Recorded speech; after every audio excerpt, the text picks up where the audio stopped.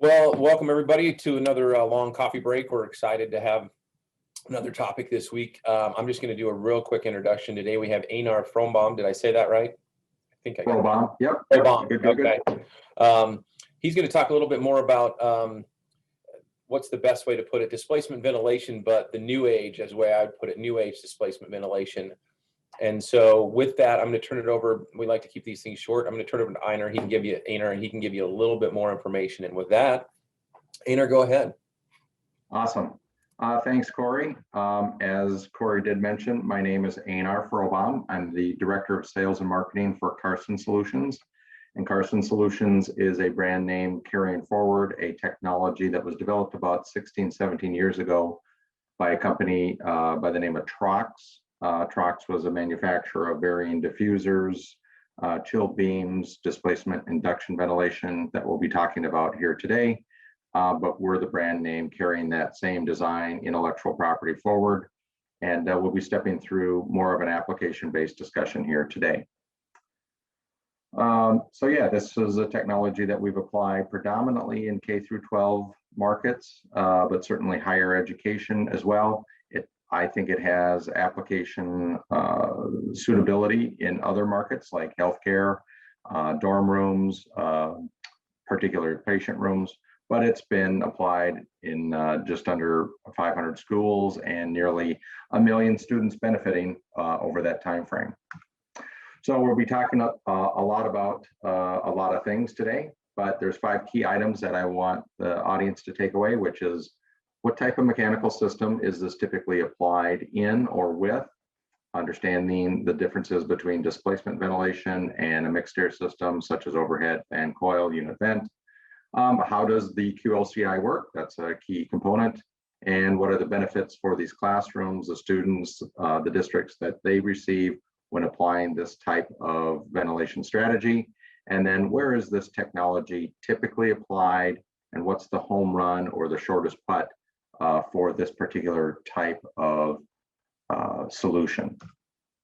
So when I've done a series of cross-section questions with school districts, with engineers, with architects, and what you see on the screen is a fair representation of a cross-section of hurdles that they're hurdles, but they're important to the district, so they should be important to us as part of the design team. Certainly air quality in today's environment, acoustics, thermal comfort, aging infrastructure, keeping an eye on maintenance costs, and right solution, right fit for the varying school districts. And so those are the things that we need to keep in mind as we step through our design.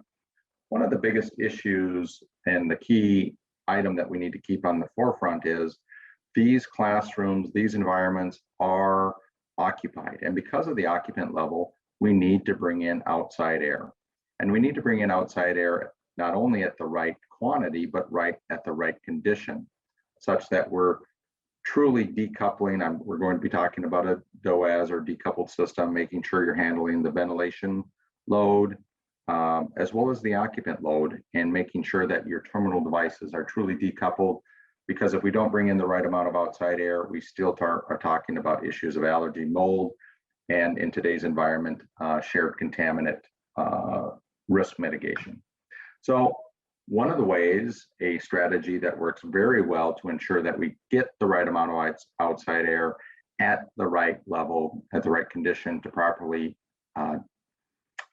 serve the space is a decoupled or a dedicated outside air system, where in this example that we have on the screen is outside air is piped directly to the room and to the terminal unit. And then the terminal unit in this case is a fan coil, which is then blowing air out into the space and handling the thermal comfort aspects or the sensible loads of the occupants, as well as the space. So that's a very typical arrangement, probably one that's been applied and well discussed over time. So key component or key bullet point number 1, the type of mechanical system that we're talking about is a decoupled or DOAS-based system. And the only change from the previous slide is that we're taking that same dedicated minimum code required outside air and piping it directly to the Qlci diffuser, displacement induction diffuser, and how that air is delivered to the room, how it migrates through, and is ultimately exhausted. It's really the only difference to a comparable decoupled system that you might be used to.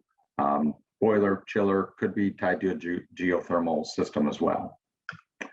So the goal of good ventilation design is to have the indoor air quality mimic the fresh outdoor air because, and sets the stage a little bit, is that we need to understand what's the differences between mixed air systems and a displacement ventilation. So mixed air, very common in schools and classrooms, but with the concern of shared contaminants, it unfortunately recirculates the contaminants and keeps those within the occupied zone.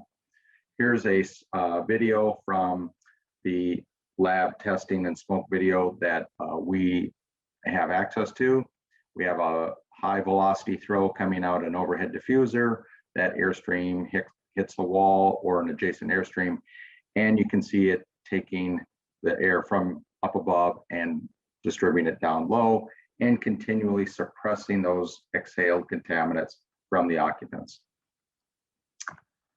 However, on the other side of the coin is another well used is displacement ventilation, and it effectively purges those contaminants up and away from the occupants, from the students. So displacement 101 typically has the diffuser mounted in the zone, in the occupied area. And as that air comes out of the diffuser, it's typically 5 to 10 degrees cooler than the bulk temperature of the room. And because of that, it drops to the floor and it has some momentum, some velocity force, delivering it out to the space and to the occupants. And as it hits the occupants, we as a heat source add heat to that airstream. We increase the temperature and the buoyancy, and we create this very tight thermal plume or convection current up across the occupants. So health benefit number one is that we deliver fresh air more effectively and immediately to the breathing zone of the occupants. But because this plume doesn't just stop at head level, it actually continues upward. So health benefit number two is when we exhale and when we cough and introduce contaminants, those contaminants are effectively removed from the occupied space and into the unoccupied area where people are not. So a much higher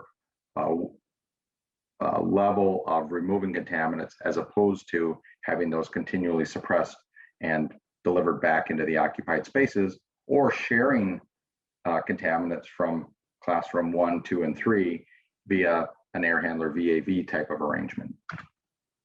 So that same lab with the smoke introduced from the Qlci, very low velocity, comes out of the diffuser, and now one of the mannequins that is in that room is heated to highlight the effects of displacement ventilation, delivering fresh air to the occupants' breathing zone, and then ultimately taking those exhaled contaminants up and away from the other occupants. I like to share this comment because I think it's important. A pretty well respected entity like the EPA has gone so far into the weeds to comment about what type of air distribution makes sense. They do recognize that a lot of schools do use a mixed airflow method of distribution of air to dilute the space, but they go to the level of saying designers should consider a method called displacement because it uses natural convection to reduce fan energy, but in today's environment, it lifts and purges contaminants up and away from the breathing zone. Pretty powerful comment from an entity like the EPA, giving direction and suggestion to the schools and to us as the design team. How does the Qlci work? Bullet point number 3, it is an induction unit. It is a chilled beam. We have 100% DOAS-based air delivered to this plenum. And at the bottom of this plenum of the Qlci is a series of nozzles.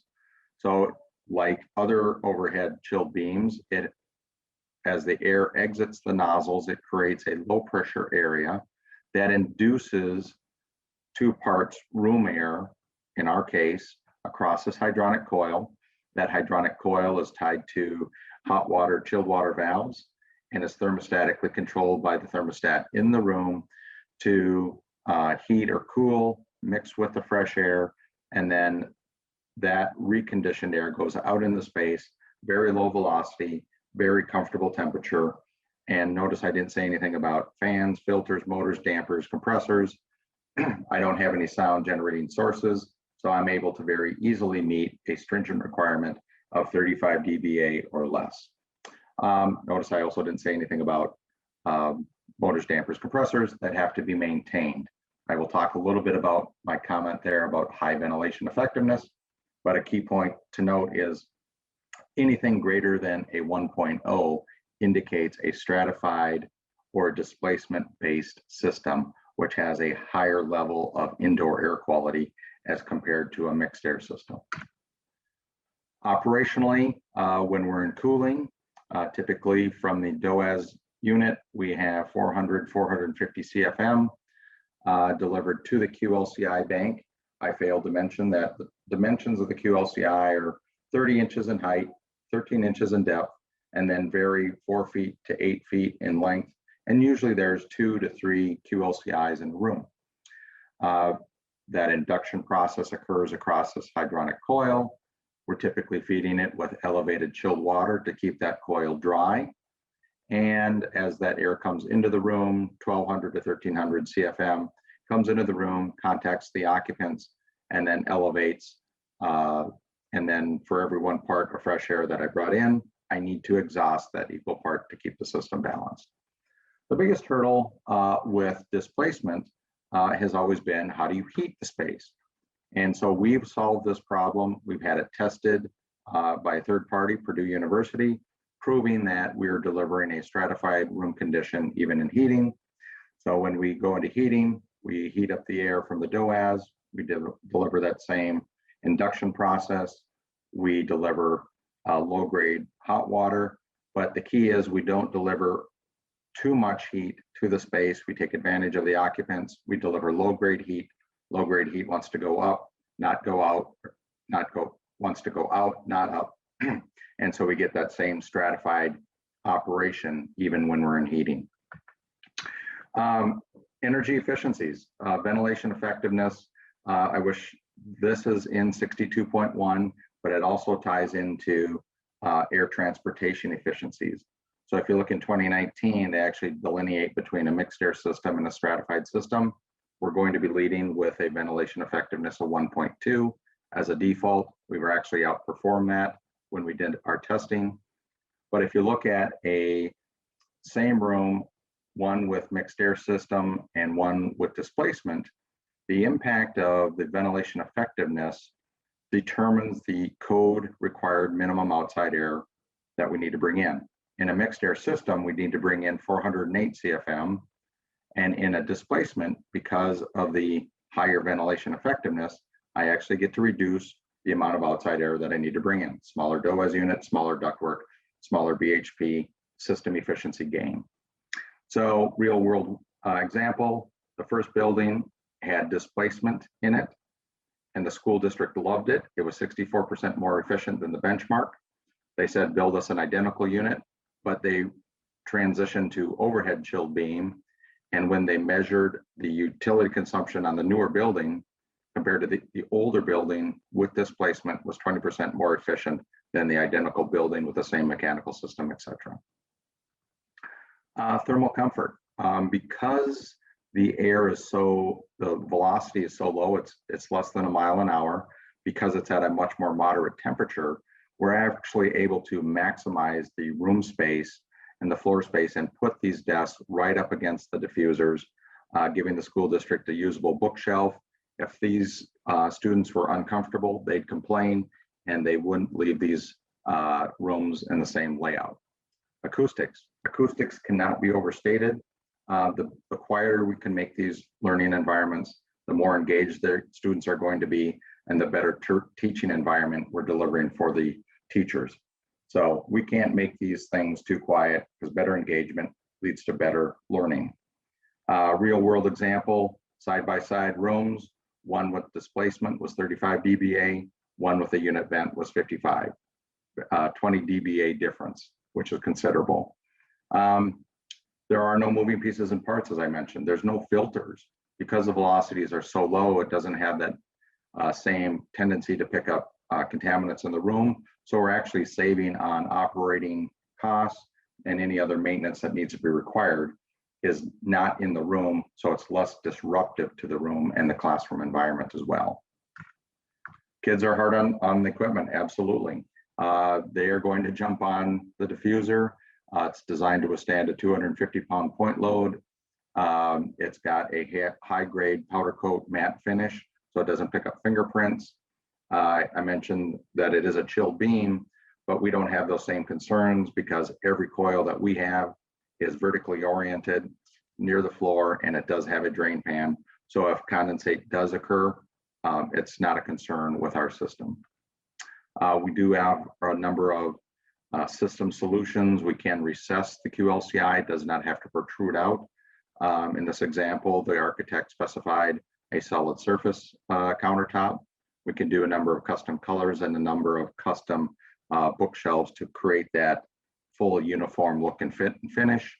Here's an example of how a room actually was laid out and designed. 3 Qlcis being fed from the left and right. I point this out because of the tight plenum space, because we're only delivering the code minimum requirement, not the entire ventilation, air, and the cooling capacity like a VAV system. So we actually solved the hurdle of tight plenum spaces or limited ceiling spaces during our layout. So if you look at the system, we check all the boxes that are critical to the schools: better indoor air quality, proven IAQ, better dehumidification, better thermal comfort, less complex, higher efficiencies compared to traditional systems, better acoustics.